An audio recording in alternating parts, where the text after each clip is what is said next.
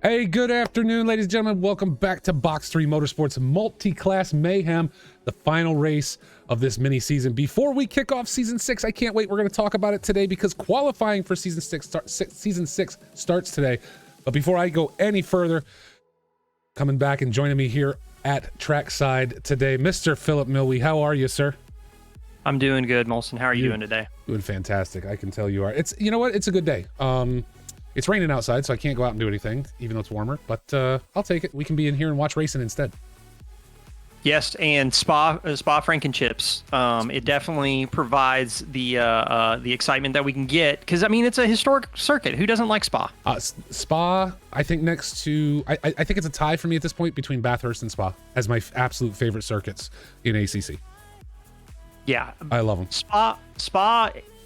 It's going to be very interesting, given the kind of cars that we have on offer today with this multi-class mayhem.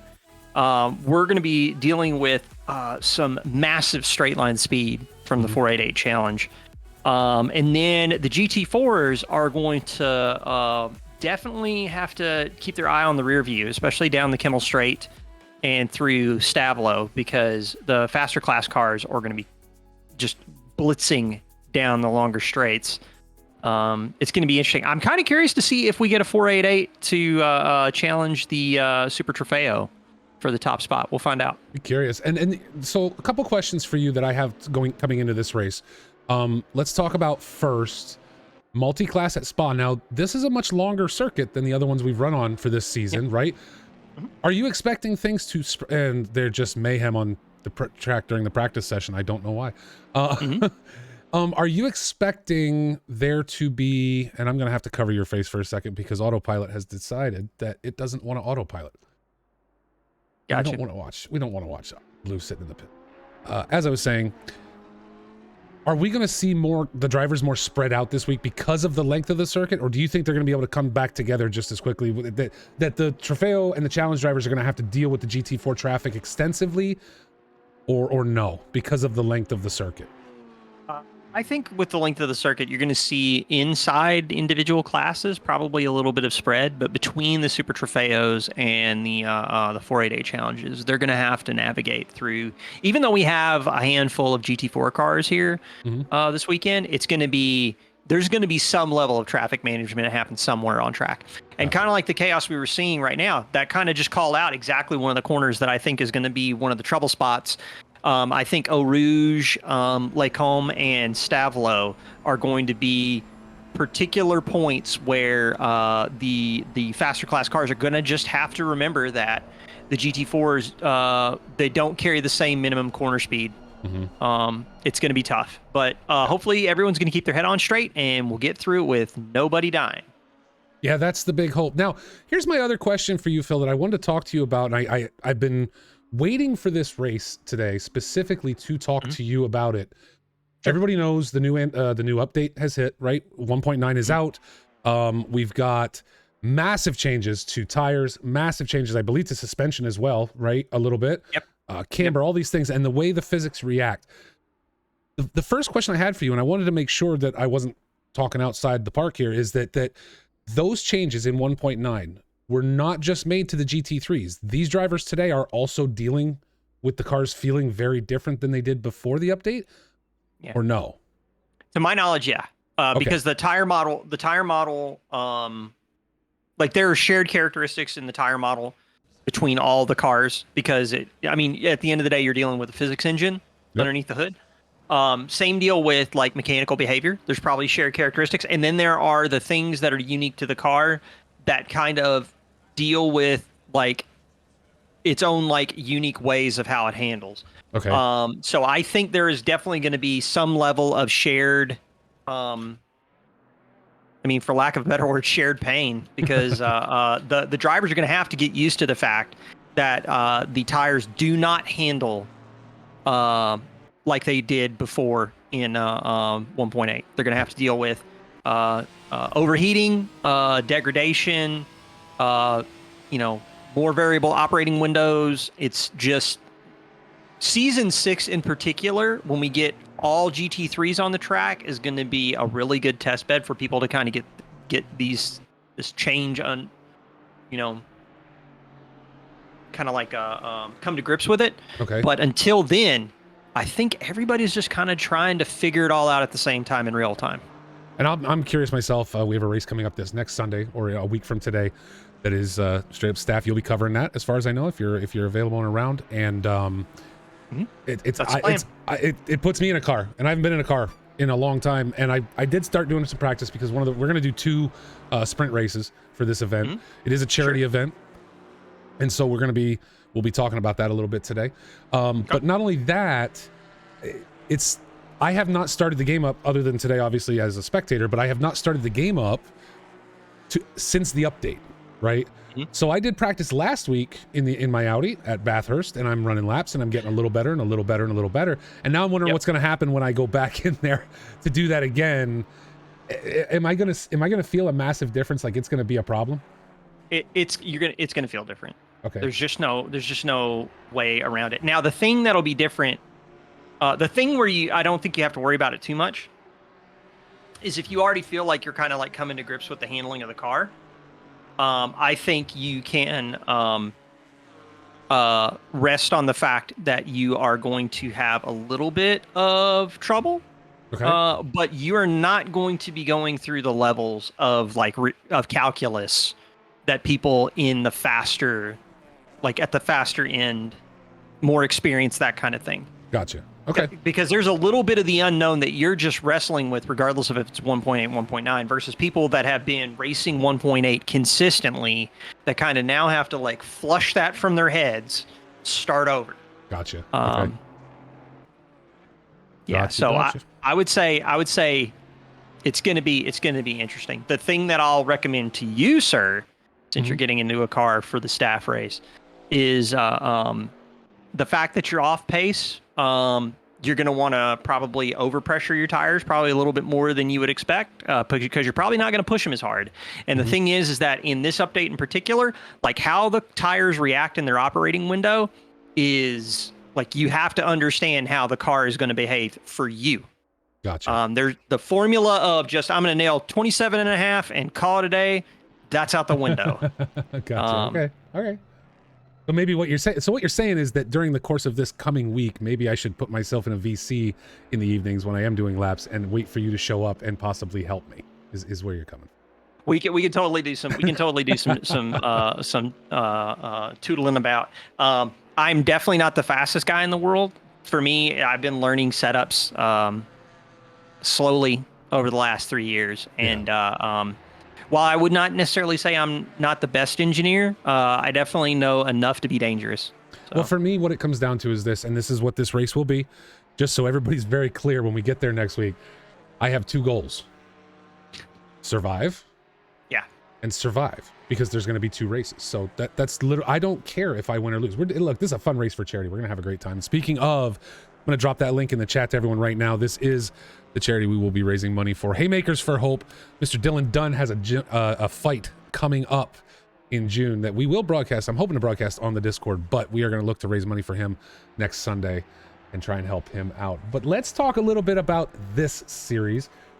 Before we jump into talking about season 6, as we watch qualifying our GT4 drivers out on track right now, as we take a look at Mr. Anderson in the number 16 car, doing a great job there. So far, Anderson running in second for this race. I'm Not Jimmy currently leads for the GT4s after 2 races. Rob Kesar is in third in that Porsche. Do I see Kesar this week? I don't think I see Kesar. I think we have a few more GT4s than we did last week, because there were only 5 on track. Tobias Gable has jumped into the GT4, the number 188. Your favorite, the Janetta, and he just set the fastest lap for those guys at a 2:31.570. But I don't see Kesar. So I think Kesar might slip a little bit this week. Yeah, I think we're going to have some people that were going to be involved. You know, we had absences throughout the entire series, but I'm just really hoping that we get a good, nice mixture of the different classes. So yeah, I think we do. Again, last week I think we only had about 4 GT4s. We've got definitely a higher number than that on track right now. As Blue said in the chat, though, no Jimmy today. And I also don't see your other favorite driver, Robert Hepburn, and I only say your favorite because he drives that Jannetta. I don't see Robert on track today. So at least you got a Jannetta for every race. I did. Tobias jumped in. So that's a good thing. That makes me feel pretty good. So, but I think I'm really excited to see kind of the build up as people start to get to understand like the traffic situation here at Spa, and I'm really interested to see how the 488s in particular are going to be dealing with the traffic around here, because I think they're the ones that are gonna have the hardest time. Looks like you got a pretty sizable raid. We did, and I know who brought that raid on. My man, the myth, the Smoky legend himself, with the voice of angels, Mr. Bear Necessities. That is a fantastic gentleman right there. And I'm gonna steal from Bear real quick, just to say it. For everybody that just came in with Bear, thank you so much for joining us. If you're race fans, absolutely stick around. And we are here every Sunday if you want to join us, pretty much every Sunday. Myself, Adam Thursby, and my partner here, Mr. Philip Milwee, to cover these races. We got mixed class racing today. But you guys all come from Bear's stream. I didn't even know he was streaming today. I missed that announcement. Just got to say it. Give him all your love. Make sure you're over there to watch him every opportunity. Anybody from our lovely home here at Box 3 that is looking for some entertainment, go watch Bear any chance you get. He's a good dude. Thank you so much, Bear. You're awesome. Let's jump over to the Super Trofeos, because and I'm going to pronounce this wrong, because the reason I'm going to pronounce it wrong is because we were told what it was last week, and I'm still going to say it wrong now. I'm just going to go with Conrad, as Tobias sets a new fastest lap in the GT4s. Conrad, in the number 77 Lamborghini Super Trofeo, is currently leading in that series. Now, here's where this gets confusing, and I don't know what it does for the standings for this season, is that Tobias Gable is in second in the Trofeo class. And if I jump over to the challenge, where did he finish in he drove the challenge, didn't he, or did he not? He did. He drove the challenge, I believe. I'm trying to remember if he drove. I can't remember if he drove that round 1 or round 2. He's gonna have done a race in every class of car. He is not, but he's not on the list. He's not on the list for the and you know what? No, he couldn't have driven the challenge, because he has two. He placed second in round 1 in the Super Trofeo standings and 4th in round 2. So interesting. I thought he was in the. I thought he was doing all 3, but apparently not. So Tobias Gable in the Super Trofeo. Your boy Blue currently in 3rd in that class. Yep. Doing well for himself. John Rulin in 4th, and Terrell Steens Taylor having a good run in the Trofeo in the number 5 spot, coming to the end of this series. So we'll get to see them qualify soon. And it looks like Anderson was finally able to beat out Tobias Gable by just a nose hair. Wow. I think the GT4 class is going to be very interesting today between these two. Yeah, the GT4 class has been pretty interesting. We've had some dramatic race starts at Nürburgring that kind of like compromised a little bit of, like, for example, Anthony Anderson's race. Mm-hmm. Yeah, I'm really looking forward to seeing what Tobias can do to kind of like keep Anthony honest. The other thing I'm really interested to see is if we get some action between Maxim and Demir. Although, actually, I don't see Demir in the lobby right now. I'm looking right now. Yeah, I don't see Demir in the 488 class. So yeah. Maxim, that's the thing. Maxim has been like super strong in the 488. Yeah. I expect nothing less here. Traffic management is going to be tough. So other like Vadik, I expect Paul Reyes and Carlos to potentially have an opportunity should Maxim get caught up in some lap traffic shenanigans. But we'll wait and see. Yeah. But Maxim's probably pretty clearly in the points lead in the 488 challenge. Yes. Yeah, as we look at the 488, it is Maxim leading with Paul Reyes and Carlos right there in 3rd. So it's honestly between those 3. They're within, and I don't know exactly what the points are here, but Maxim sitting with, they did the points all crazy. And according to Blue in the chat and Maddie, Tobias did run all 3 cars. So yeah, so I think it's a matter of maybe the point standings are not showing up quite the way they should. Speaking of Gable, he's on a purple run right now. The GT4 qualifying time is over. We should start seeing the next class come out, but they're allowed to finish their lap, and Gable is certainly going to look to finish this one, sitting now 2/10 up over Anthony Anderson for this qual in GT4. But yeah, Maxim leads the 488 series with Paul Reyes, Carlos Herrero right there behind him. They did like 1,000 points per race or whatever it is, so like it's crazy points. But 2003 to Maxim, 1997, great year to Paul Reyes, and 1995, another great year to Carlos Hierro. So the points are very close, right? They're like, yeah, it's really any of the three of them today that are going to run this down. And let's wait and see. We're going to stick with Gable here and go on board just to see how he does to finish this out. He's up 3/10 right now over Anthony Anderson for a purple lap in GT4. And then speaking of the 488s, we'll go catch up with those guys as they come out on track to start their qualifying runs. It looks like it's going to be a heck of a race today. I'm really looking forward to it. Again, I feel like Spa is just going to deliver, and I feel like traffic management around here is going to be super awesome. Anybody that hasn't yet, I'm trying to remember if it's already up on YouTube or not, but if it's not time for the World Endurance Championship to be at Spa, it's got to be getting close. Gotta be coming up, right? So yeah, I'm just kind of curious. I think part of the reason that I love Spa so much, it's not just about driving it in game, right? In sim.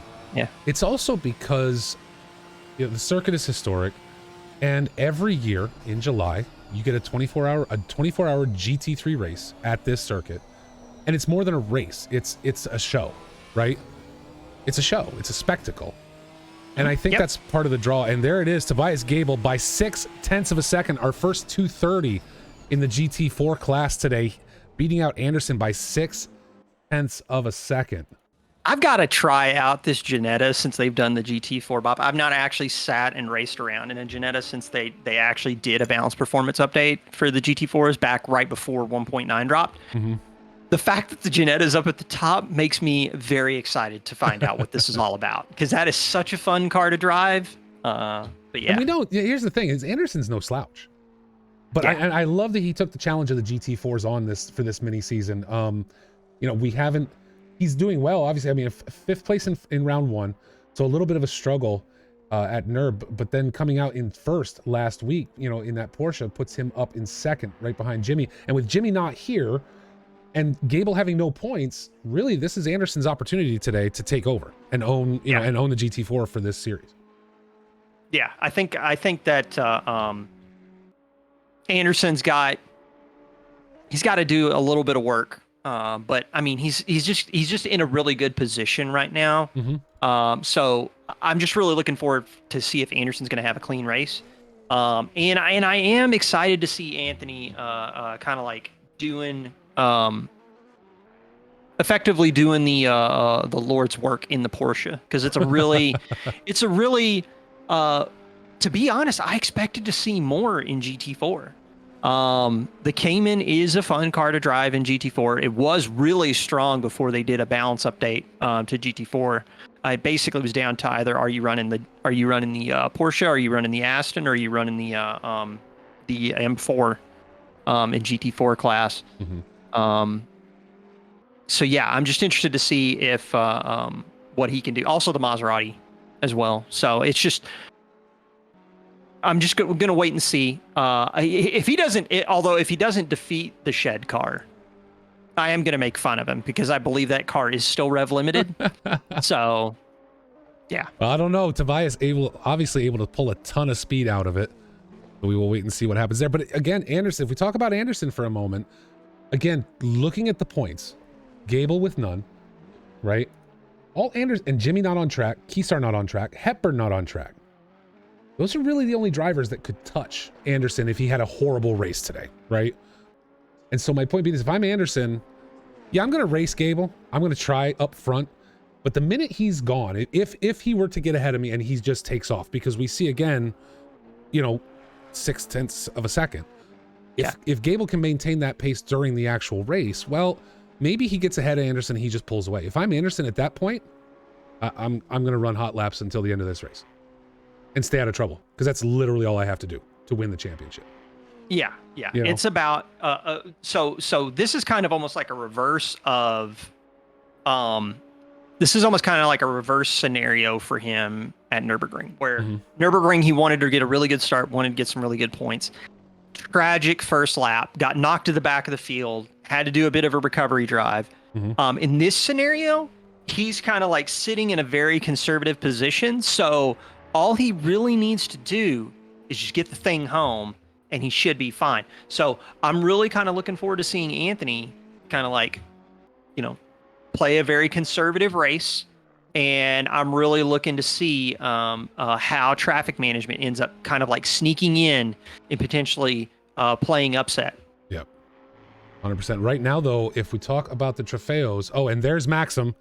Just as I was about to call out Paul Reyes for the fastest at a 2:24.855, Maxim comes across with a 2:24.672. So, yeah, Maxim showing his colors as he has throughout this season, backing himself towards the front. Carlos Herrero currently in third with Patrick Toth in fourth in class at the top of the list. Folks, Phil. I want to fill folks. Phil. Hey, Phil, I want to fill people in on season 6 coming up, starting very soon in the month of May. I don't have an exact date on that. Maybe Blue can fill us in the chat. I figured my guess earlier was May 14th because, again, qualifying opens as of today, will run until May 5th, and then a week or two, you call it skip that weekend because the staff needs time to go through the results, classify everybody, right? So I figured the 14th. That's just a guess. May 7th is race 1. Okay. You heard it there live in the chat, folks. May 7th will be race 1 for season 6. They are going to do the Lord's... You want to talk about doing the Lord's work? They got to take all the results between the 5th and the 7th and get them all done so people are classified for the first race on the 7th. So rock on. Let's go on the 7th. But let's talk about qualification. Again, qualifying servers are opening today. I don't know the exact time on that. I know Blue was working on it earlier. They should be up soon. You have until May 5th at midnight or 23:59 GMT to get your stuff in. Now, much like our previous 2 seasons, you have to set 3 consecutive valid laps on 2 servers, one at Barcelona, one at Donington Park, to qualify for the upcoming season. Both tracks, 21C ambient temperature with 30% of cloud cover. And again, you can always try to improve, right? If you set 3 laps, and then you want to come in the next day, that's okay. You can come back the next day and set another lap. And if you do better, that is what will be recorded. But you have to do it on both servers to qualify. Okay. Now, here's what's important and why people need to qualify. And I'm going to have to jump around a little bit here to see all the information I need to see. As soon as I find my mouse, which disappeared on me. So first of all, let me put this out there in the chat. Right there are the sponsors. There's 2 links in that message. Make sure you click them both. First up, SimTrack USA, a dashboard available.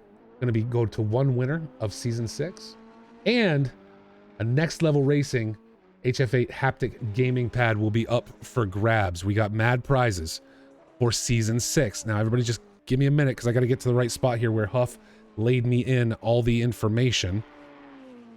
And I forget which channel he put it in. Of course I did, because I'm an idiot. There it is. Okay, so basically here's how this works, guys. To be up for the prizes, first of all, obviously you got to qualify. Qualification opens after today's race, runs until May 5th. Get qualified. There's no classing here as far as the prizes go, okay? There's no class. No class. Any class can win this. This is not based upon who wins the season. This is not... So but here's the thing. You got to show up. That's the important part. You gotta show up. Every race that you finish gives you 1 entry into the prize pool. Third gets 1 additional per race. So they get 2 tickets, right? This is basically like lottery, half and half, 50-50 tickets, right? Every race you show up for, you get an entry. Third will get 1 additional. Second will get 2 additional. First will get 3 additional. So yes, you want to race well, because then you increase your chances. But you can't participate if you don't show up, because you have to finish at least 5 races. And at the last race of the season, the very last race of season 6, we're going to give those prizes away right here live on stream. So again, I know that's confusing. Blue and Anderson, I have no doubt, and Huff, I know they've worked with Huff to get this together. You guys have done a fantastic job. They are going to have all that information out.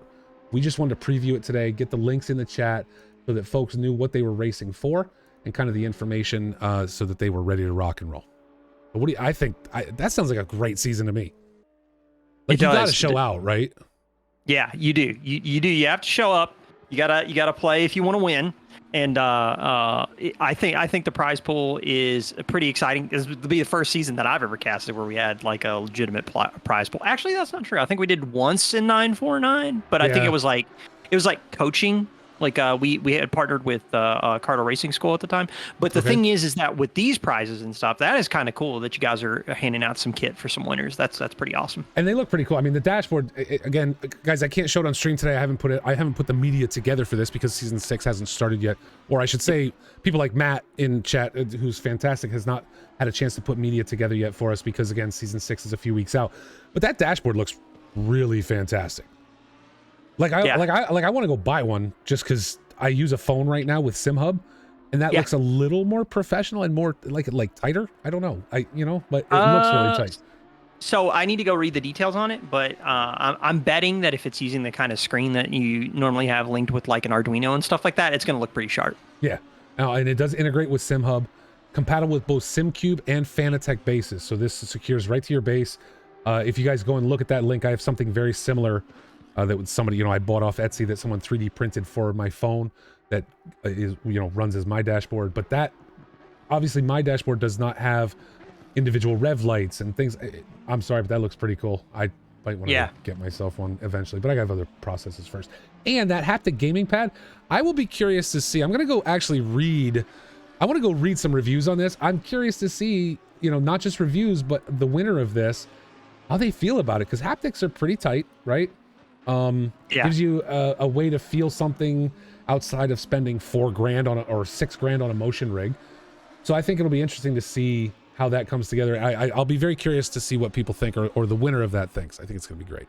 Well, I'm kind of curious if it's like a better alternative to like multiple mounted like butt kickers on like a rig, because that's a thing that I know that some people are like really like solid on using like butt kickers, but me in particular, I just don't want to like have to like mount a bunch of stuff on the rig to like get the experience. That's the other reason why I'm not interested in a motion rig. So if you can get a good haptic response without having all of that stuff attached to the rig, and it's just kind of like just feeling being broadcast through your buns, like I'm good to go. Yeah, that's what I'm saying. Like, I'm curious how something like that compares to a butt kicker system, to your point, right? That kind of sets the whole rig and everything. So it's going to be great. Look, season 6 is going to be the blow up. You're going to have me and Phil here for, I'm hoping for all of it. But if, some of us, once in a while, one of us has to take a break, that's okay.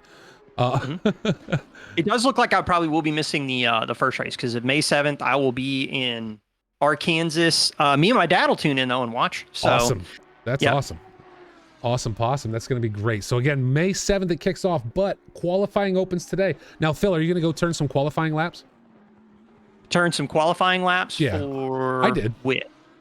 Just for giggles? Yeah, I did last season. Maybe. I went and qualified. Maybe. I mean, I was solid am, bottom am, but I went and qualified just to throw my, just to put it out there. So. Yeah, maybe. If I look at the list of like registrants and I don't see a lot of Evo 2 Lambos in there, be like, hey, got to get some representation in there. There you go. A little bit, right? Well, looking at it now, the challenges are out on track for qualifying. I'm sorry. Yeah, no. Here. There's so much information today, it's making it difficult to keep up. But it looks like the Lambos have hit the track. The Trofeos are now out there for qualifying. Yeah, I was hoping, I was kind of curious, depending on the Ferrari 488s, will we start to see some of them like creep up towards like GT3 times? No chance. I'm pretty sure a Super Trofeo is going to smash a 24, but we're going to find out. Well, we are, because right there, where'd it go? Your boy Blue just jumped up into 4th overall and 1st in class. Terrell Sainz Taylor currently running in 6th, 2nd in class. And Blue showing purple by 0.3 here.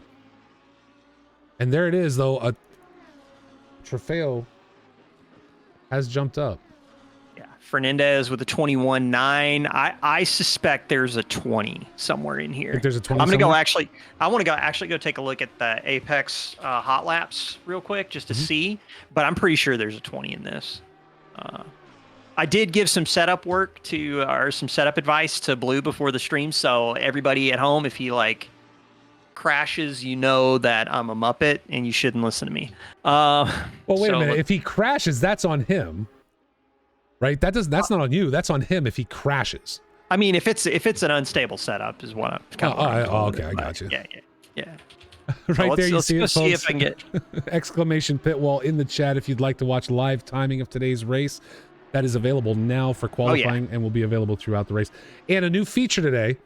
ACC TV recently updated and has provided a grid walk setting. So we're going to try and run an automatic grid walk at the start of this race and see just exactly how well this does.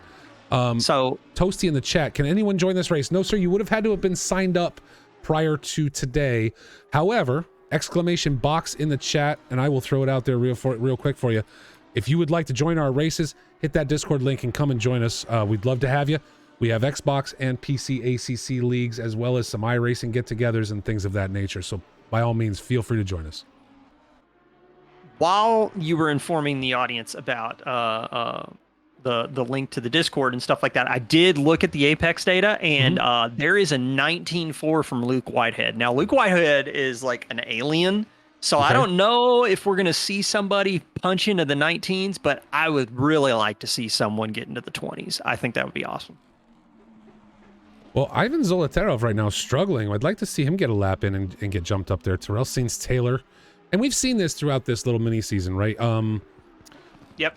Where we have the trofeos and the challenges really mixed together at the start of the race. Now, they seem to separate throughout the course of the race. But up front, they do seem to mix during qualifying. Yeah. Yeah. I think it's down to the consistency. It's a tough, like the 488 and even to some degree the Super Trofeo are tough to drive. They are not the easiest cars. The 488 I would put at the more challenging. Okay. So the 488 around here is going to have some very tricky areas that it's going to have to navigate. Eau Rouge is going to be tough. They're going to put a massive lift going into the first turn-in point at Eau Rouge because the car has no aerodynamic downforce in comparison to the GT3 or to the Super Trofeo or the GT4 class. Okay. They're also going to struggle at Poulhon. So the double left-hander that goes downhill, that car is going to want to push wide in a big way. And the thing is, you cannot take the exit of Poulhon too wide because there is a pretty violent bump right before you go into Lafang, the chicane. And it will throw the car into a hockey puck. It'll be pretty tricky to navigate. If anyone's going to do that, it's going to be Blue because he likes hockey and plays hockey. So yeah, well, Blue, trust me, for the sake of your car, don't do it. Don't do it. But the other area where the 488s I suspect will have trouble is they'll take a bit of a bigger lift into Stavlo. The part that I think the audience is going to be kind of like caught by surprise about is that into Lacombe, like right after the start of the lap, they go through a Rouge, they hit the Camel Straight, everybody's going pedal to the metal. The 488s in a straight line are way faster than all the other classes on track. So going on corner entry into the first chicane at Lacombe, the speed difference at the start of the race is going to be drastic. yeah.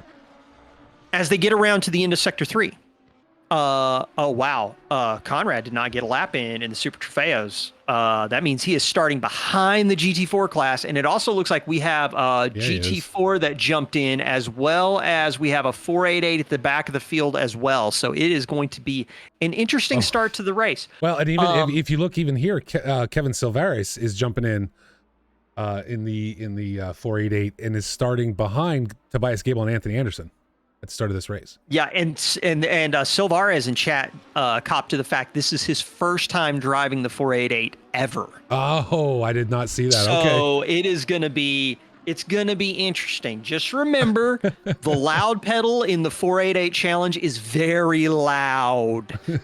So just keep your inside voice when you're going on throttle. It will lose grip on corner exit quite easily, and you have no turn in to speak of. Excellent. But in a straight line, you're fast. So it's just going to be an interesting start to the race. We've got a little bit of a mix up here as we go into max wait time. Let's talk about what we've got for the starting order here. We've got a ton. Wilson Fernandez right now leading us out. It looks like things have kind of shut down. There's a few drivers still out running laps, but I don't know that we see anything. Although Terrell Sainz Taylor showing up 9/10 right now may have an opportunity. I don't know that that's going to get him ahead of Zolotarev at all. Your boy Blue in the chat saying he ran out of gas during qualifying. That does not bode well. Yeah. But keeping an eye on Taylor. We'll see if that changes. But right now, Wilson Fernandez, Dean Winter is going to lead us out in row one. Fernandez still out on track. Looks like he's looking to try and beat his best time right now. Gotcha, TG. We'll adjust. Dean Winter, as I said, Dean Winter is going to lead it out. Maxim and Paul Reyes in row two as we change classes. We got a bit of a mix up here because we got Super Trofeos just jumbled in with the 488s. Oh yeah.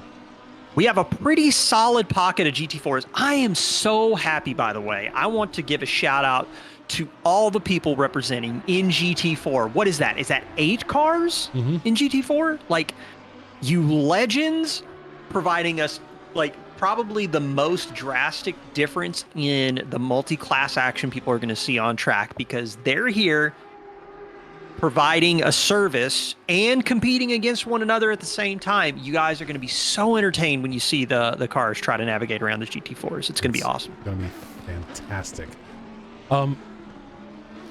TG saying Conrad might still get a lap in. I don't agree, only because he's flagged. We'll see if this one counts and bumps him up. But he is flagged as being finished. And so it looks like, no, he will start in P19 back there amongst the GT4 drivers. Here's the thing for everybody at home. We get to see Conrad doing what he do only a little bit sooner, because he's going to have to navigate through that GT4 traffic at the beginning. So it's going to be a real treat to see how Conrad navigates around a densely packed GT4 field for the start of this race. But see, then here's my problem, and again, this is talking about a slower driver, right? That I'm someone who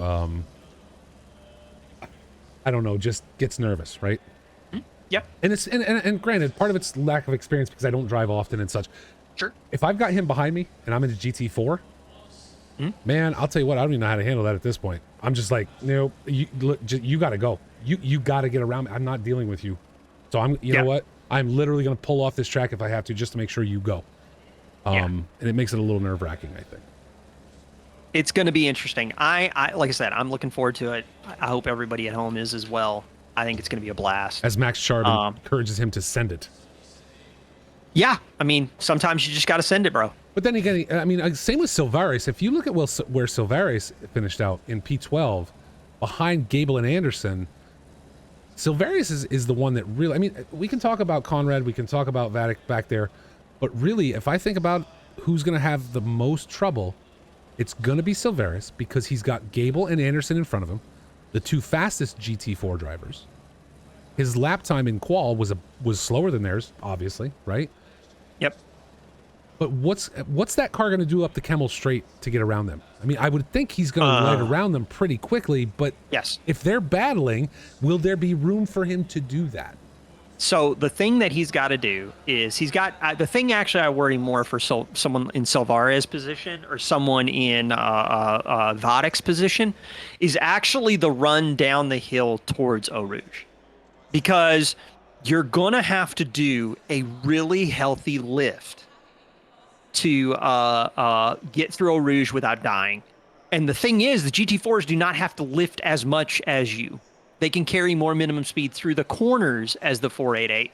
And it's going to be interesting, especially if you're not necessarily experienced with the handling characteristics of a low downforce car like the 488. So what I'm hoping will happen is, he'll get through. I think Silvares is more under threat from what's coming from behind than what's necessarily in front of him.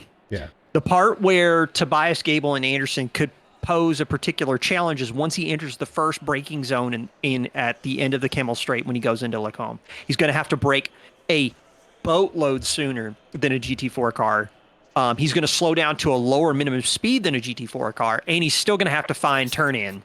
But we'll wait and see. The same is going to be true, by the way, for Maxim and Paul Reyes going into Lacombe for the first time. They may catch Winters and Fernandez down the Kimmel Straight mixed together, and then we're going to have to wait and see if they can navigate through the corner without killing each other. Gotcha. Well, I will tell you this, Phil. Our new grid walk works fantastically. Yep. However, there is a new UI element that could be thrown up with it that I did not know, and it just showed up on my screen like in the middle, but I don't have a source built for it because I didn't know it was there. Yep. So we'll have to figure that out for the start of season 6. Well, I mean, it just popped out of nowhere. Like my whole screen got covered with this grid walk graphic, and I'm like, wait, what's going on? A boatload of people are gonna a boatload of things to learn for season 6. But man, I just love how we've got so many cool features, so many cool things to show the people at home. We do. It's going to be good. It's going to be fantastic. And I will say to our league managers like Blue and Matt, you guys that are building these races, Anderson, please, when you do, make sure there is a 2-minute space from the time we drop onto the grid until the starting formation lap. That is just to give us the ability to use the duration feature inside this grid walk. Exactly. Show people all these beautiful liveries that people are going to be bringing. And this is you guys are using Awesome Sim Racing again for season 6? Or as far as for liveries, for livery management? Yeah, we'll be using Awesome Sim Racing for the livery management again. Yep, 100%. Another fantastic service. I mean, we just got so many cool tools. We do. Awesome Sim Racing is fantastic. I mean, it's basically trading paints. I mean, you know, anybody who does iRacing knows trading paints, right? Yep. You upload it there, and if you have the client, everybody can see your livery. And Awesome Sim Racing was built for ACC. Now it's a little more manual, right? It doesn't run as an automatic service in the background. But before races, I sync that every day, every race day, usually a few hours before the race. And we get all these fantastic liveries that we get to see from these guys. And they put a lot of work into them too. The liveries are fantastic. Yeah, I'm looking forward to seeing what everybody puts together for season 6. Wilson Fernandez, though, vacuum racing in the 888. First pole position I think we've seen from Wilson this little mini season.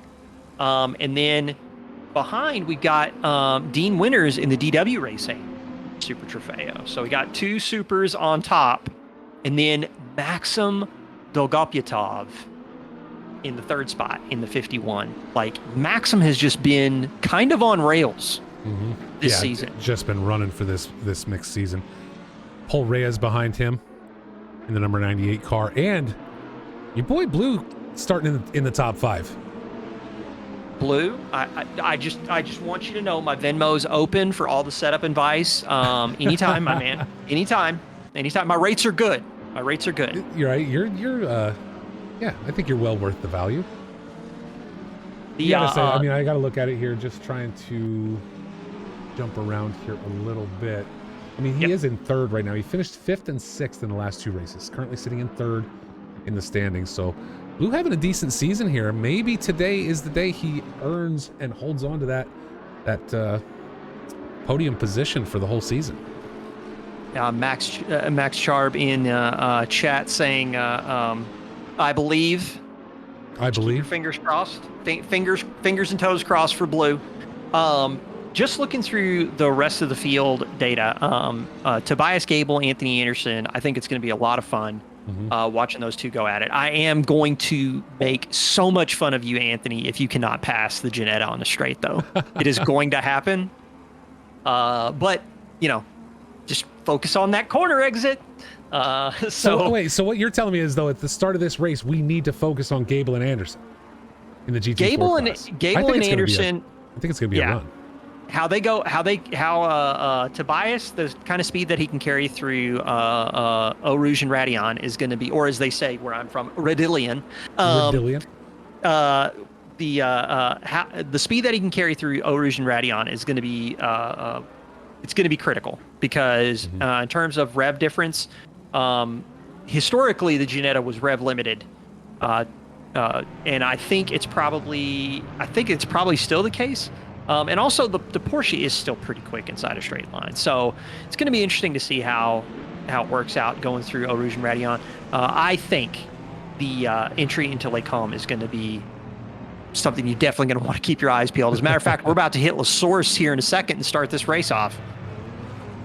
We are, as we come around through La Source, out of the bus stop, double file through La Source. Now, everybody has to remember, Spa's a little bit different track, right?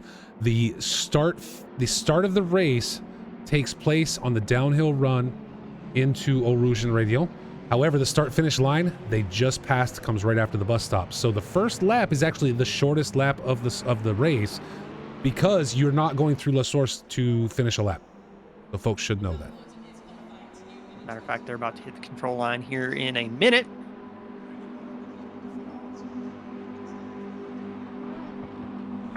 And we are green for 45 minutes of racing at Spa Francorchamps.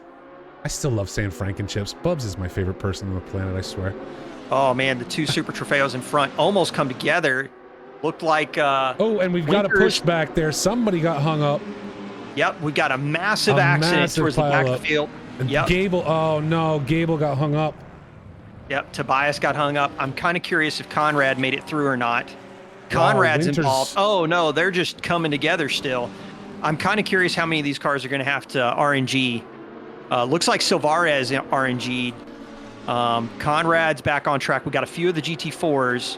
Where is Gable? So Gable, Anderson able to get Gable got dropped to third in class. Anderson's in P9 right now. Jarrett Skinner able to get ahead of Tobias Gable in the GT4 class. Dean Winters gets ahead of Wilson Fernandez out front in class and in race. Now your boy Blue under pressure from Patrick Toth, but different class. We don't need to worry about that right now.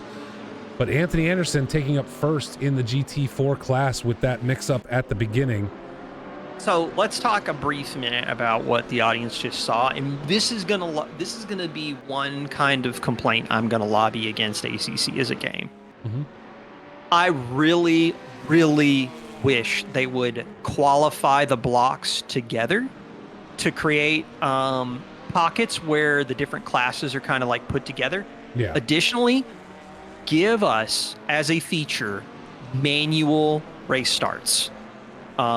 What that means is, would it create another scenario where somebody could like report somebody for being out of position or something at the start of the race? Would that put more strain on the stewards? Yes.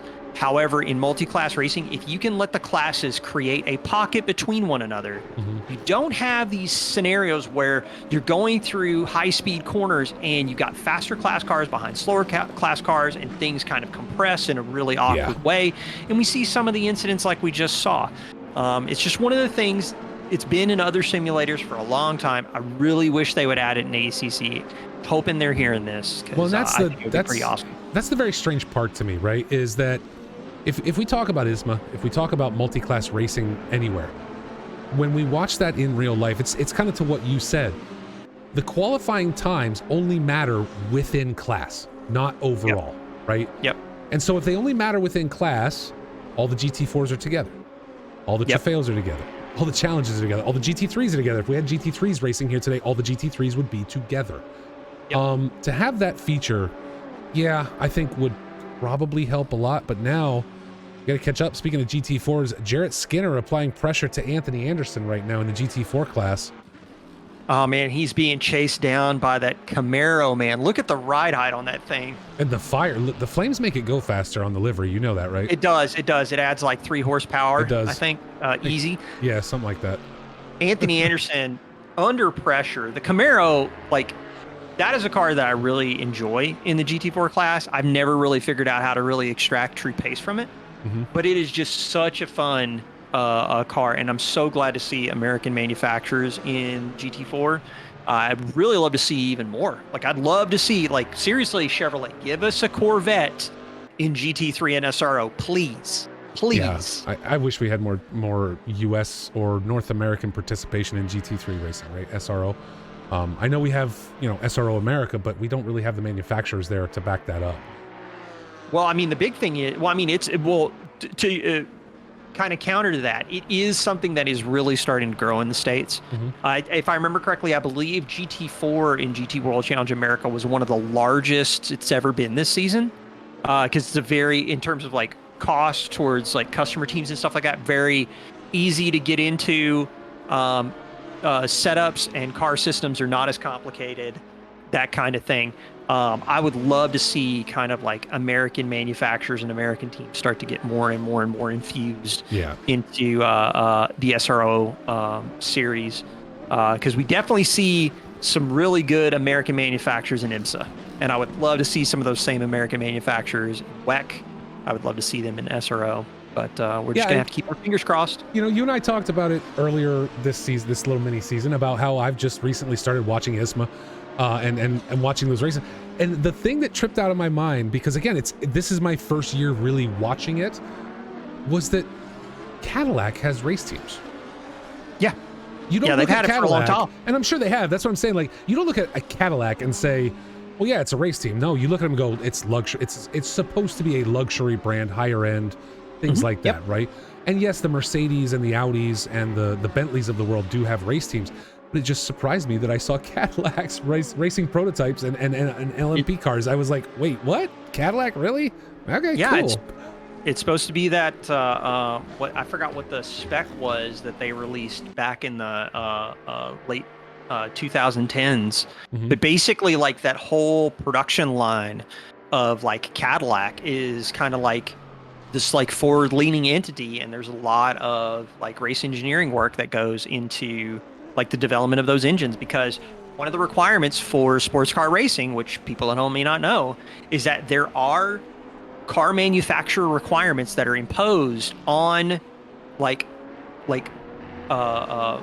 manufacturers that are going to be selling cars or running works teams in these series. You have to have so many of a particular road unit of a car, or so many of a particular like road going unit of a power unit, to be able to offer that as an option in these series. So it's not like you can just, this is not like F1 where everything is completely like purpose built for this entire format, and there's really no direct tie back to buying something from a Mercedes F1 car on an American road, or on like a German road car. Those things do filter back to road cars, but there's a lag between their direct availability. I know Rally although it's Racing starting at to one get point, and I don't know if it's still. I was going to say, I know Rally, WRC Rally Racing was like that at one point. You had to have sold. You know, if you were going to race a WRX, you had to have sold so many WRXs. They had to be road. You know, it was a road car that was transformed into something different. Yeah, and it's still true today. Okay. Purple lap for the 888, a 21.7 for Wilson Fernandez, who's right now half second behind Dean Winters, trying to catch back up. He is closing up on Winters very quickly as we come down into Eau Rouge and Rayon for our third lap today. I am looking through the field. It does look like we might have lost Conrad. I do not see him on track anymore. That accident, he might have had way too much in the way of terminal damage on that car. Frank Reynolds and Dennis Weissman now coming together in the GT4 class. Great to see the Warthog on track. I hope he comes back for season 6. Would love to see Frank racing with us again. And there you go, Dennis just shooting up the inside. Looked like he had the play, but going into La Source, he's gonna back out of it very hard. Tobias Gable actually extracting some serious pace from the Ginetta here. Trying to break draft a little bit. He's got the run, but still a little too far behind as they go into Lacombe. And now we got a 488 challenge looming large in the background. Yeah, I see that. We're watching Anthony Anderson right now. Jarrett Skinner right there, and now Gable has caught up. A three-way GT4 battle. Now this is Vodek. He's a lap down to these guys in front of him, so it's going to definitely come down. Oh, there's a little bit of a touch. Oh, still a touch. No. Oh, Anthony's in the wall. Yeah, he is. That was a huge shunt. Huge shunt. So Anderson and Skinner come together, allowing Tobias Gable to get around. Frank Reynolds and Dennis Weissman continue to battle in the GT4 class for P5 in class.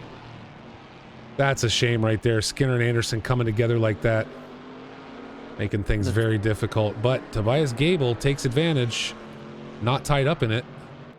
Tobias Gable taking advantage. Anthony Anderson's going to have some damage on that Porsche after basically rolling into the Armco, spinning around and getting a little bit of a subsequent contact from the Camaro. I'm pretty Skinner sure giving that position back, but yeah, if you look at the front of that Porsche, he is not looking healthy at all. So we'll see if maybe Anderson heads in to the pits this lap. Yeah, early pit stop could be effective here, especially if he can hold pace relative to Nikolic in the Porsche as well, who's 8.8 seconds back from Jarrett Skinner. It could be a bit of a recovery to try and get a solid podium position unless the damage is manageable. These GT4 cars are kind of tough, so I suspect Anthony's going to give it a shot, see what his lap times are looking like, and then play it from there. Ivan Zolotarov getting ahead of your boy Blue in class right there. Super Trofeos. Frank Reynolds and Dennis Weissman continue to battle. Weissman had gotten ahead, but now Reynolds takes the spot back.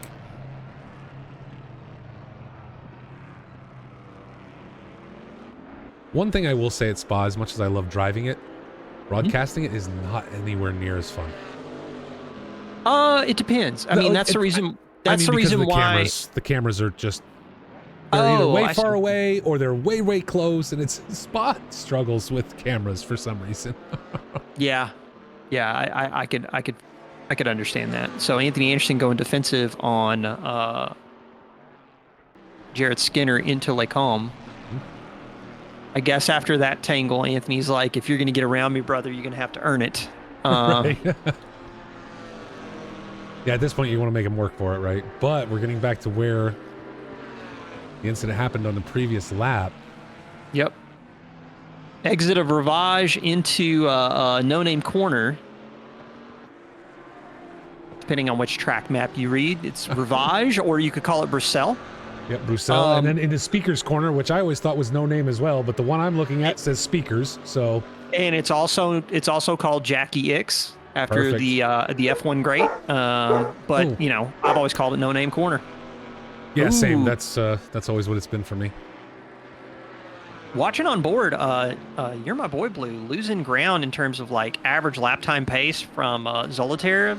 But the thing that is interesting about Blue is he seems to be managing the car balance pretty well. I saw him have a couple moments where he was getting a little bit of oversteer out of the Lambo, but able to catch it. So if he's coming to grips with that setup, I'm kind of curious to see if he can keep Zolotarev kind of in touch. He might be still losing time, though. Hopefully able to use your setup to catch back up. Dennis Weissman has gotten around Frank Reynolds and opened that gap to about 2 seconds. And Anderson's doing well so far, staying about 1 second ahead of Skinner. We saw that tighten up a little bit earlier, but has seemed to have gotten the car back under him after that damage, and maybe has just figured out what he needs to do with a lap or two there to be able to keep it under control until he feels it's time for him to pit. Yeah, with the mandatory pit stop requirements, they are going to have to take tires and fuel. So it should be a fixed 30-second pit stop if they take tires. Given the new model and stuff like that, I wonder if that scrub that Anderson would have gone through on the exit of Rivage after that spin, I wonder if he's going to be dealing with a little bit of extra tire wear. It's going to be interesting. Looks like he's holding it so far, though, as they run up onto the Kemmel straight. But Skinner looks to have some pace up that straight if he can. He's got the outside line right now.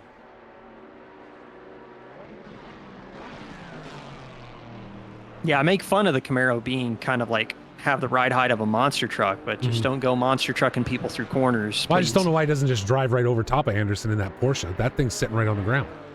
Yeah, it is. The ride height on the Camaro is so comical. But on tracks like Zolder and stuff like that, a blast. Yeah. Just basically just drive over the curves with absolute abandon. Give zero craps. Just just send it. It's wonderful. It's Really almost should what make the time to try the Lexus was originally. GT4s. I've never driven them, so. Oh man, the GT4s are so much fun. And if you get into a series where people are like really familiar with them and stuff like that, you can have some really, really hard racing. That's one of the things that like our buddies over at Trackalicious, like their GT4 series, always a blast to watch. Always good close racing. With things relatively well spread out here, sir, I'm going to take a step away.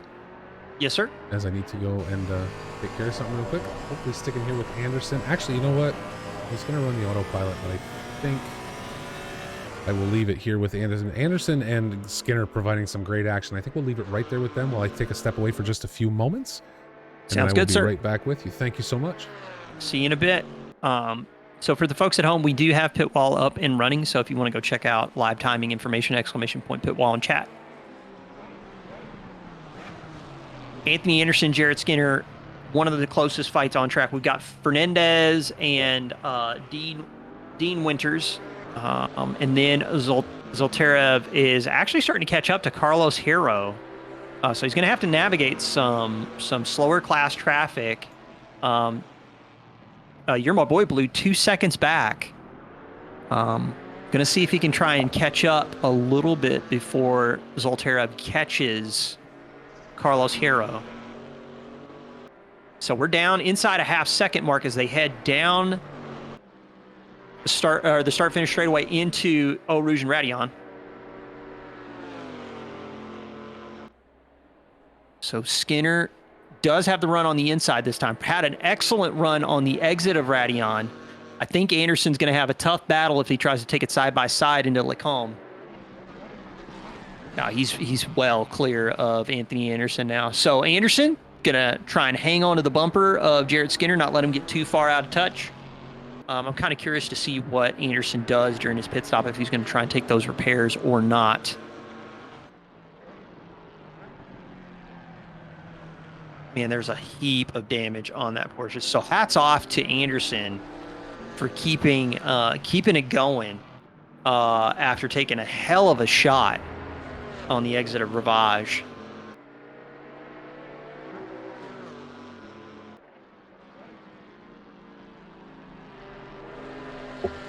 Switch over on my other screen to watch Fernandez and just keep you guys vocally updated.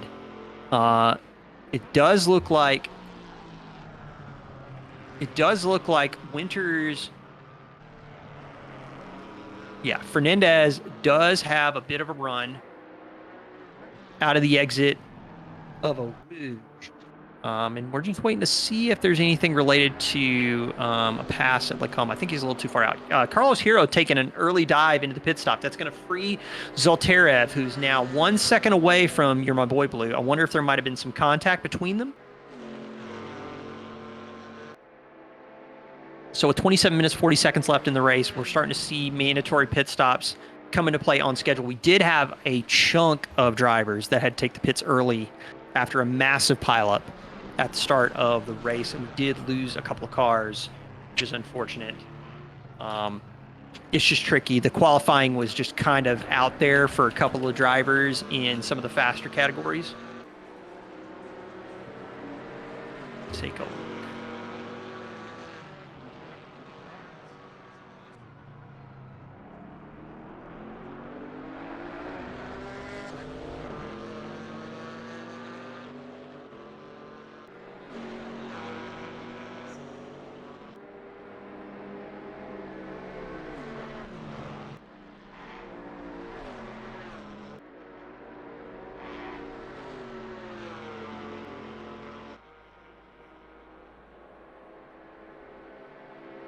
Anthony Anderson is keeping Jared Skinner honest in the Camaro. Grown the gap. Probably going to be about 1.5 seconds when they enter Lecombe. So definitely a straight line deficit for Anthony Anderson in the Cayman.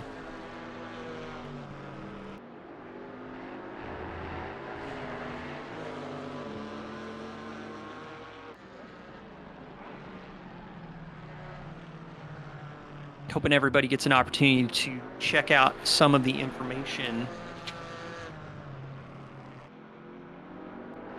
regarding the upcoming season of Box 3, Season 6, GT3. It's going to be a lot of fun. I'm going to be in the booth with Molson. 1.9 update, man. Different cars, different BOP. I think it's going to be a lot of fun. So, of course, while I'm gone, we hit the pits and we hit pit times and everybody breaks up, right? Not really. I mean, we had like one or two. So Nikolic and Carlos Hero dove into the pits. Carlos is a little bit off from Paul Reyes when he was going in the pits. So Gotcha. It did free up Zolotarev and You're My Boy Blue. And they actually kind of got a little bit closer. So I'm kind of curious that there might have been like right before pit entry for Carlos Hero if Zolotarev and Hero came together. I'm not quite sure. But, right now, up front in the Lamborghini class, Fernandez closing in on Dean Winters too. Oh, he got close. He couldn't get the move done. I see Skinner got ahead of Anderson now as well. With Tobias Gable in the pits, leading the GT4 class.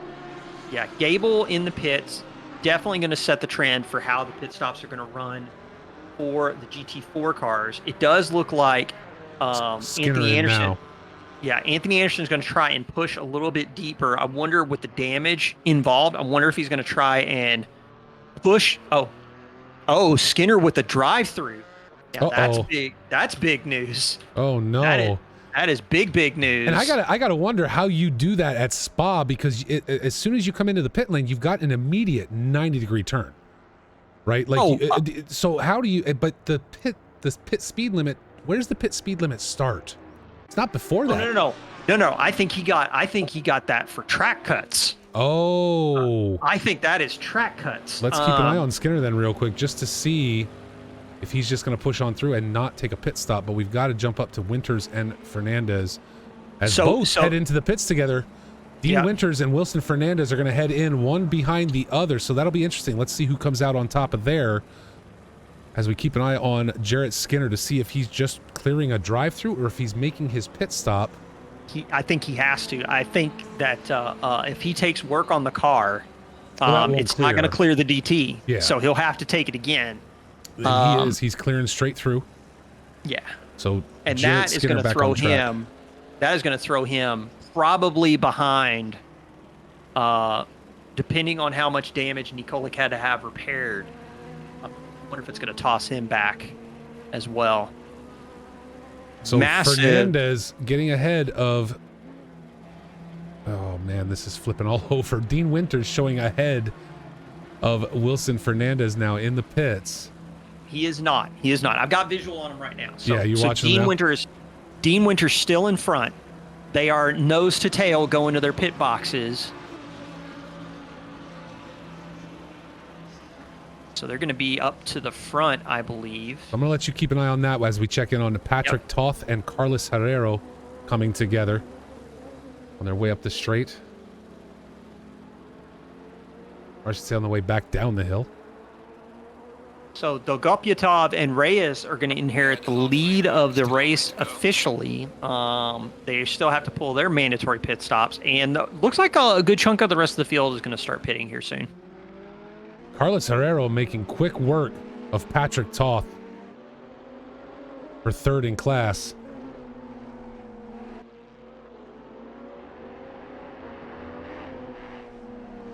So with Jarrett Skinner running that DT, Anthony Anderson running heavy right now. I'm showing Fernandez back up front. Yeah, Fernandez dropped off the jacks first and immediately shot out in front of Winters. And now they've got to navigate pit road, cycle back into traffic. From the looks of it, it should be pretty low drama. And then they are going to be nose to tail going into Lacombe on potentially cold tires. So this is going to get pretty spicy, I think. Double extra spice today here at Spa. Thank you guys so much for joining us. Don't forget, !pitwall in the chat if you'd like to watch live timing. Ooh, Winters cuts the Lacombe chicane. He's going to have to let Fernandez back around. Again, the cold tires definitely going to be an issue here, and they are touching. They are bouncing down through. Holy cow, this is what we come here for, folks. Maxim now into the pits. Going to clear out some traffic there. Also, Jarrett Skinner heading back into the pits will look to clear that stop. Anthony Anderson yet to go in. I think with the damage, Anthony's going to try and probably push as deep as he can on the current fuel load that he's got, because he's going to have the greatest deficit to his outright pace because of that front end damage. If he can get a really short stint at the end of the race with a light on fuel, that'll be way better for him. He may not even have to take repairs. Yep. Ivan Zolotarov into the pits now. Running second in class, so we'll look to clear that stop. So I'm trying to do like back of the napkin math right now, but I'm counting 35 seconds. No, I'm going to count 44 seconds between Tobias Gable and Anthony Anderson. Now, I don't know if Anthony Anderson has a shot against Gable, but I am interested to see, again, with all the traffic navigation that people are having to do with the different classifications and stuff, I'm really kind of curious to see what the next 20 minutes of this race has in store. Well, I got to feel bad for Skinner, because if there's one track in all of ACC racing that you do not want to pull a drive-through, it's Spa. Yeah. I mean, it's like what, 67 seconds to drive through the pits? It's a long trip down pit lane. You come in off the bus stop and you don't exit until you're past Eau Rouge and Radion. So how do you know what I mean? Like, it's insane, the pit length at this track. So really gonna hammer him. And it's so easy. It's so easy here at Spa. Eau Rouge and Radion are really tough on track limits. It is also possible to get some track limit warnings through the exit of Stavlo right before you hit the bus stop chicane. Anderson now into the pits. So Anderson pushed a little bit deeper on his stop. He's probably, if he gets to the jacks, he's probably going to be coming in with less than 18 minutes left in the race. Weissman in there as well. So Gable able now to look to take up P1 again in class for GT4. It does look like Dolgopyatov has gone into the pits. He's already cycled back out. He's 14 seconds back behind Winters, but I believe he's going to have a little bit of data that's going to update to give us a little bit more accurate estimate. And Reyes is pushing a little bit deeper. He's got 10 laps under his belt with 18:25 left in the race. As Reyes just now heading in. So your boy Blue up front, but is going to take over P1 here relatively soon, but will only hold it until he can clear those pit stops. Or his pit stop, as Fernandez and Winters continue to run close together. Fernandez stretching it out a little bit, about 0.8 of a second. We'll see if he has that pace. Again, folks, don't forget, we're back next Sunday for a staff charity race. Please come and join us right here at Box 3 Motorsports. And if you'd like to get in early, we are raising money for Mr. Dylan Dunn, one of Box 3's founders, who will be having a boxing match coming up in June 14th at 7:30 p.m. to be exact. Please get your donations into him if you can help support them in any way. And we're going to look to broadcast that on the Discord with commentary from myself, and maybe Mr. Phil Milwee joins us to commentate a boxing match, something a little different. I see. Blue, your boy Blue has decided to park his car in the grass. I'm hoping it wasn't via the wall. That looks like that was on the exit of Lacombe. Coming out of Lacombe, no? Yeah. No, that looked like that was in I believe the French way to say it is Lafani, but it's spelled Lafang. Anyway. No, actually, no, that was up at Lacombe. Because they just they're coming through No Name right now. So he came off the Kemmel Straight and swung it into Lacombe somewhere. Yeah. So it does look like a little bit of over rotation on exit. I hope he did not end up into the Armco's at all. Because if he's got like minimal damage, he can recover from that. A lot of front end damage on the Lambo is really going to make this thing steer like a pig. So it's gonna be tough.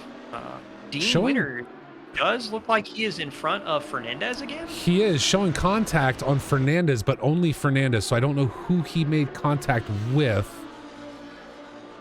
Sometimes that happens with this software. It only shows one car with contact, but Dean Winters able to step up into P2 right now. Your boy Blue still needing to go into the pits. So that will open that up and put Winters into first. Tobias Gable leads the GT4 class. Anthony Anderson now a good ways back from Gable. But again, we talked about Anderson at the start of this race. If I'm Anthony Anderson, right now he has the series lock in GT4. He does not need to try and run down Gable at all. Yeah, he doesn't. It's gonna be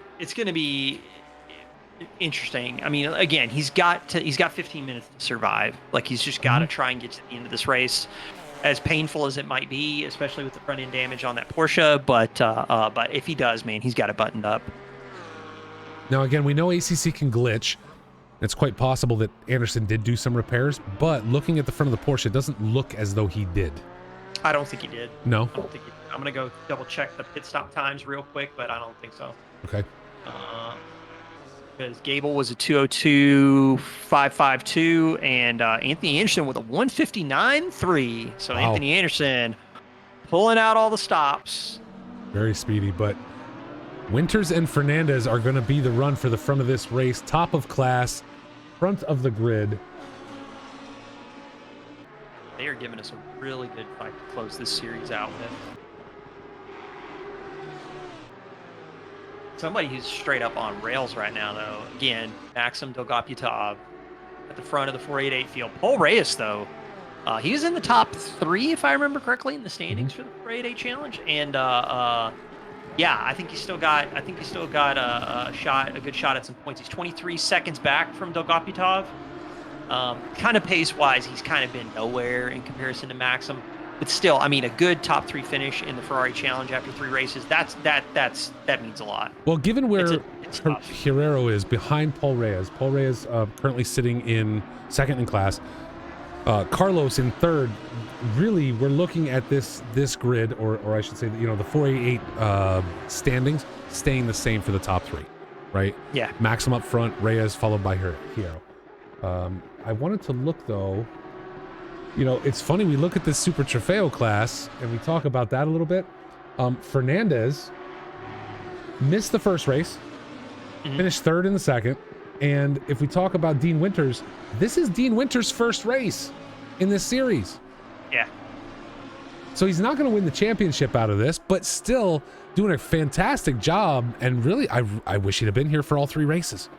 I think we'd have a lot of fun watching him and Fernandez and others trade back and forth. I mean, if we talk about Conrad, if we talk about Blue, the guys that are leading this right now, I think we'd have had a lot of fun watching these guys trade back and forth had Dean shown up for the first 2 races.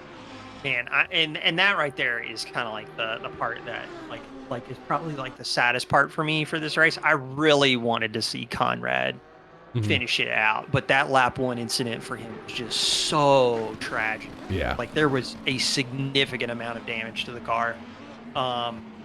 But he has just had such a good season, so quick and so collected in that car. Really hoping to see if we get to watch Conrad in some more series in the future. So right now, Dean Winters, Wilson Fernandez taking up P1 and 2 as your boy Blue heads into the pits. Now the curious part will be, can Blue get back out before Zolotarov catches him? Say it's going to be tough. I mean, I would put him approximately within 50 seconds of just by eyeballing the chart. If I actually go look it up, I kind of want to. Well, he's coming out of Blanchimont now, through Blanchimont right now. So I gotta have a feeling that he's gonna be able to get ahead of Blue as he angles down into bus stop.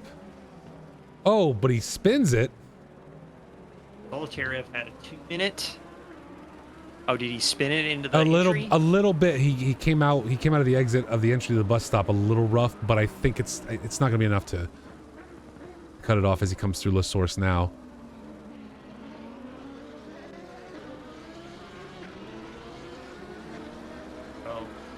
Looking at the pit stop times, Zolotarov had a 2-minute .839. And let's see what Blue can punch in. And he has now gotten around Blue, so he will take up P3 in class. As Blue is probably still got sitting in the another. pits. He's got probably another 15 seconds in the pits, if I had to guess.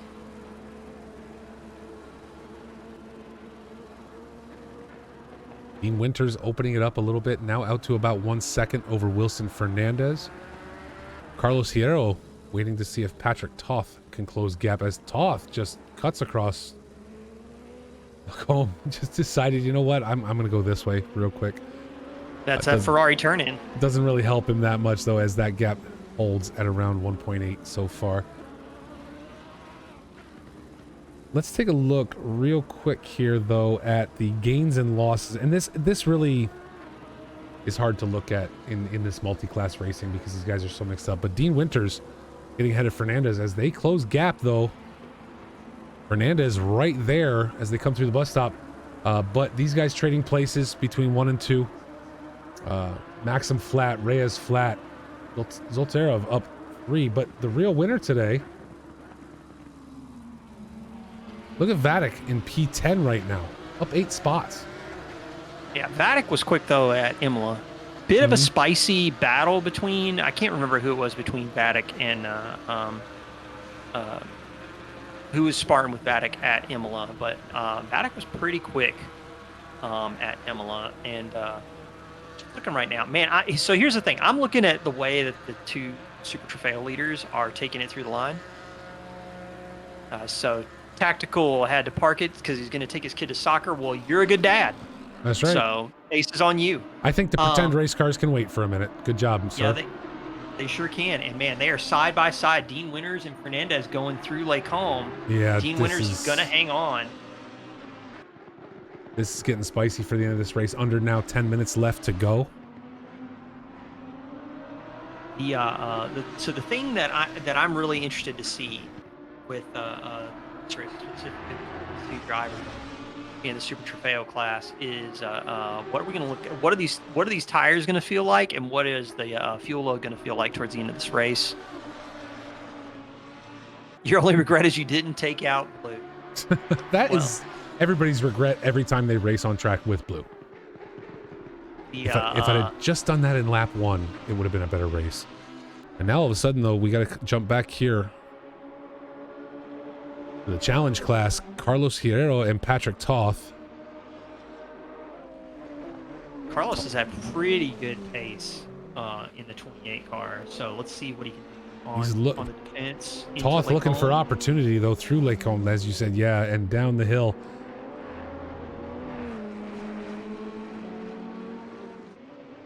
So I was watching the Super Trofeos, and we actually can talk about this right now, watching Toth and Hero go at it. But the track limits around here, I've been seeing some people take some really liberal lines through Radion, and I'm kind of curious how many people are sitting on 2, possibly 3 track warnings here. Yeah, I've seen a few of those today too. Right? We've only seen 1 DT. So I think there's still 1 or 2 more that have yet to be handed out. So it's going to be interesting.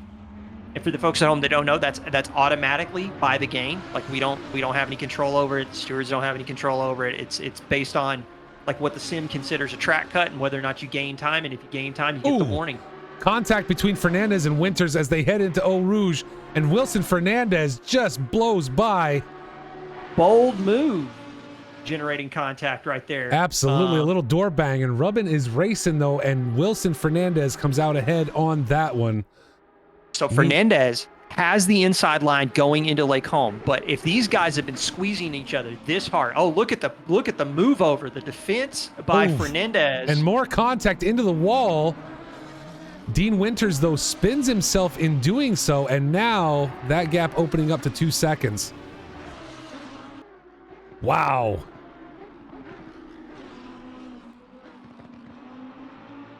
So both guys, I mean, I think both these guys just really playing the contact game, right? Everything we just saw through this lap doesn't point blame at one or the other. Just at two least guys that I can tell. and just two drivers racing hard, and it worked out in Wilson Fernandez's case in this particular time. That is something that probably the stewards will probably go back and take a look at. But yeah, rubbing is a part of racing, and they were bumping. Mm-hmm. It definitely looked, at least from my angle, that it looked like it was coming from both directions. But I don't have the replay in front of me. Oh man, just looking at Tobias Gable right now in that beautiful shed car, navigating around the track. Oh, man, it's amazing. Look at him, purple with a 230.317 in the Ginetta U Go. Tobias, the best Discord bot to ever race in Assetto Corsa. You know, and there's one thing I gotta say is when we talk about Tobias Gable, whether it's during the regular season, whether it's a mini season like this, is one thing I will give him is consistency. I've known TG now, I say known, meaning through Discord, right? Not like we hang out together. I would probably drive him insane just because I'd be picking his brain all the time. I've known him since he was racing on Xbox, moved over to PC, joined Box3, moved over to PC. Just so consistent. He's not the fastest, but he doesn't have to be. He does well because he's consistent and he keeps himself out of trouble. He does a really, really good job of that. And yeah, you're right. He is the best bot we have on the Discord. I'm telling you, the other thing is too, is that for people that tune into season 6, I'm looking for some more crazy setup antics from Tobias. Look at that slide. Did you see that? Yeah, I just got that slide. I think he was showing off for you in the Ginetta. I think he did that just for you. Because his Audi in season 5 was a straight up rocket ship, and that race at Indy was so much fun to watch. Yep.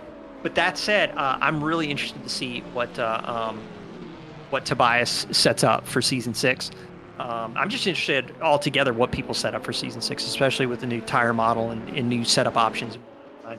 Well, I also wonder what we're going to see as far as car changes because of the new cars available.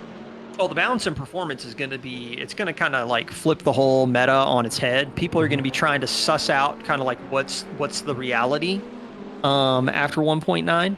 I've heard people talking about how the new Merc setup is completely bonkers. I've heard people talk about how the new Porsche is basically the old Porsche. Like they basically upgraded by going backwards. Okay. The new Lambo is just a straight up dream to drive. But at the same time too, man, it's got a hell of a loud pedal. It's gonna be a lot of fun. I can't wait to see it. I think with the tire wear and the wider operating window for tire temperatures and stuff like that, I think we're gonna see a lot more people that if series have mandatory tire changes, people are kind of getting a little bit of a pass. But if people want to like see a little bit more interesting racing out of series, turn that mandatory tire stop off and kind of let's see what happens, because I think it's going to be pretty spicy if people try to take a single set of shoes through race distance.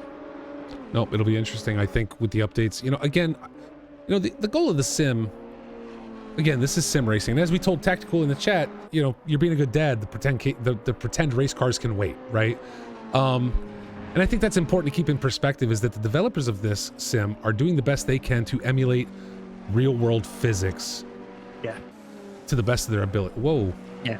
It looked like Herrero just lost it, but no. Okay, just a momentary it's just glitch. lag. I mean, his ping in general has been a little bit higher than most. Gotcha. So I'm not interested to see a little bit of a client desync. So looked like he went ripping off into the sand, but obviously that was not true. But anyway, what I was saying was, if I'll be curious to see not just what happens in regards to BOP or what happens in regards to how the season runs, because there are always going to be people who game. Remember, I don't know how long ago it was when the M4 dropped. The entire top 10 of season 4 was the M4. Because everybody knew they could win with it. But I think the guys that want to run their cars. But I will be curious to see how this impacts the cars that were already there. Never mind the new ones, and I'm sure we'll have drivers in them. But how does TG still feel like the Audi is competitive with the new update, right? There's already been talk that the Honda has been limited now because of the new update.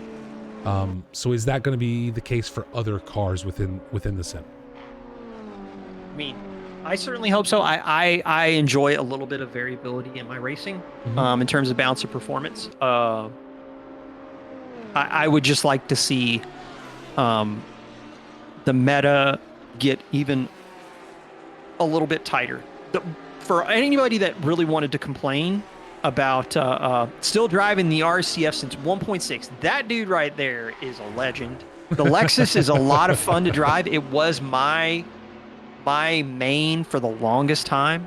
I finally switched to other cars just to try and start to get a little bit of a different experience in ACC.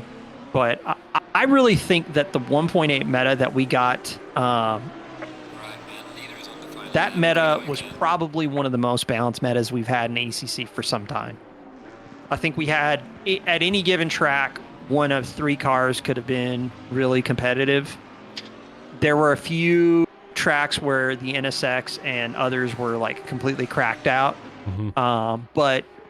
But I think it was probably the best meta we've had so far. So the one thing that I'm really like fingers crossed hoping for, that we don't have a regression into like a 1 or 2 car meta. As we see here, Wilson Fernandez now on the final lap has opened up the gap to Dean Winters by 3.6 seconds. So with that, the closest race we've got on track right now, Patrick Toth and Carlos Hero. Although this is it. I mean, this is for all the marbles. These guys will have to run one more lap as they come out of Blanchimont now. So Carlos going to have to hold on for one more, but he has maintained the gap over Toth at this point to about 1.3 to 1.5 seconds. Hasn't really closed down under that. Tobias Gable continues to lead our GT4 class.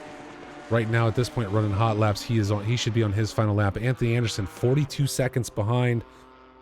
Dust up earlier between him and Jarrett Skinner. And honestly, though, I don't think Anderson can complain. It cost Skinner a lot. Skinner now sitting 5th in class due to that incident. So obviously a struggle there as he looks to start his final lap. Car 14 would be Lewis Rickard. Yep, Lewis Ricard had to, Ricard had to clear a drive-through penalty in the GT4 class, number 14 car. Such a good race, man. It was a really tough first lap. Like, I think if we'd have had a little bit cleaner of a first lap, we'd have a different race. But I feel like, by and large, like, hats off to everybody who competed. I thought it was a really good show. Wilson Fernandez going through the bus stop for the last time. Tough race between him and Winters. They really were not giving each other any quarter whatsoever. Yeah, did a great job there. Wilson Fernandez taking top at the race and in class. Dean Winters finishing in 2nd.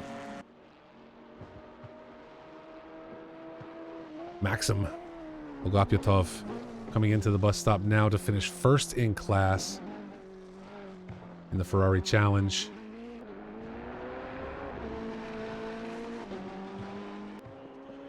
And there it is. He will take first. Paul Reyes, about 29 seconds back. Oh, and Patrick Toth does get around Hero. This is what we missed. Let's jump back real quick and see where this happens. Hero throwing himself out in the corner, allowing Patrick Toth to jump ahead. That puts Toth in 3rd in class. Now it's a drag race down to Blanchimont. I mean, Toth has been stuck behind Hero so much. So I think just waited for that mistake. Whoa! What a wide swing through Blanchimont. Wow. Using one. If he's got a speed token left, boy, did he just pick the right place to use it. And they come together. Carlos Hierro going to take over that spot again with a nudge. With a little bit of a door bang. Neither one losing control, though. And Carlos Hierro will cross 3rd in class. Getting a podium behind Paul Reyes. That one might be a contest for the stewards to look at. We check in with your boy Blue as he comes across the line. What a spicy meatball. He will take up 4th. Tobias Gable finishing in 1st in the GT4 class. Anthony Anderson in 2nd. And Nikola Nikolic finishing in 3rd in class. Look at Tobias. Just. Whoa, that car is floating. Did you see that? No, I did not. Okay. I see Gable. Right. Well, no. I meant when you went to the shot of the Porsche cutting donuts, I was like, that car is not touching the ground. Oh. Like it is very it is from this angle. It was like the weird camera angle. I just saw a space between the tire and the ground. I was like, yeah. This is oh, look at that between competitors. Dean Winters telling Fernandez excellent race at the end. And it was such a good race. They had such a good battle right at the end. That was craziness though. I don't know, a little bit of trouble between others, and I'm gonna have to make sure I can. Hey, where is oh, I'm seeing your race, not your picture, sir. Everybody's got 2 pictures of the race now somehow. There he is. He's back. All right. What is that Huff just pushed it on to season 6? He is right. Season 6 qualifying is live in SimGrid. Ladies and gentlemen, please get it in there. If you want to drive in season 6, by all means, let's go. Cut it loose. Great racing today, multi-class. We are back for season 6 GT3 racing. You are going to be able to catch all of it right here at Box3 Motorsports with myself, Mr. Phil Mill. We will be working together to bring you as much of the action as possible. Again, I lost my mouse. I don't know where it went. There it is. There we go. Again, I guess I gotta hop in the quali server and see how well I would do against the AM boys. Oh, I'm gonna do it. Yeah, I'll throw in there just to do it and see where in AM I would fall, which will be towards the back. But that's fine. That's fine. I don't mind. But great racing today. Thank you to all the drivers. This multi-class session, everything will be posted to the Discord in regards to the standings for that. We will talk about it next week during the staff parity race. Please come back for that. Mr. Milwee here is going to host that race while I actually get in the cockpit right behind me and drive for once. But the cool part about that race is you guys, well, I mean, I don't think it's cool because I would just listen to Phil all day. But the cool part is all the drivers are going to be in a VC, a Discord VC with Phil.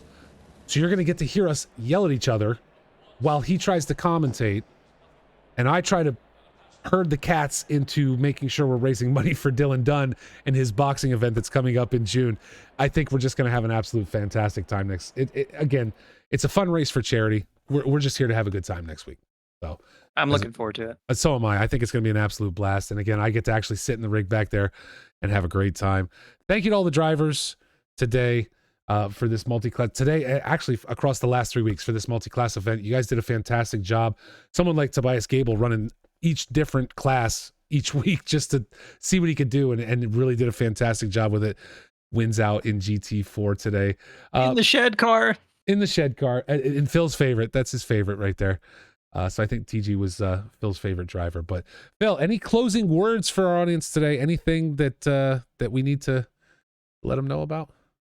Oh man, just if you're interested at all, be sure and sign up for season 6. I think it's going to be a bit of a banger. 1.9 is not going to disappoint. It's going to be a bit of a rethink for everybody. So if you've been waiting for that time when you feel like you need to learn a sim and to try and be competitive and stuff like that, now's the time. Jump in, sign up. I think it's going to be a lot of fun. And the staff race is going to be a blast too. It's going to be my first time running a stream solo in, I don't know. You got this. Yeah, but it's going to be a lot of fun. I hope to see everybody there. Otherwise, I'm just looking forward to season 6. I am too. It's going to be great. And folks, we talked about it earlier during, at the beginning during qualifying of today. Season 6, we got prizes. And this is not about who wins. It's about who shows out, right? It's not about who wins each race. It's not about who wins the championship. It's about showing up for the races, coming out, getting yourself out there. And we have some fantastic prizes, again, with SimTrack, Next Level Racing providing those. Thank you so much for them. So get your qualifying laps in. Thank you to the drivers today. Thank you to Blue and Anderson for getting this going. Legends. Yeah, absolute legends. Thank you to Huffmanic for setting up everything and helping with season 6 and getting that together. And to all those guys that get things going on. You guys are fantastic. Phil, to you, sir. You are fantastic. The man, the myth, the legend himself. You bring all the data and everything we need. And you have made, I got to say, Phil, you joined up like towards the end of season 5 and now through this mini season. I am more excited for that with season 6 than anything else, to have someone here with me besides just myself, because no one wants to listen to me talk the whole time. I love having you around, sir, and so I cannot wait for this new season to kick off. That's it. Yeah. That's all I got. I'm super excited to be back in the booth with you. Season 6 is going to be a lot of fun. All right, folks, have yourselves a great week, great weekend, and we will see you next Sunday for Staff Charity Racing. Thank you. Thank you to Phil and the drivers. Have a great week, everybody. Thank you.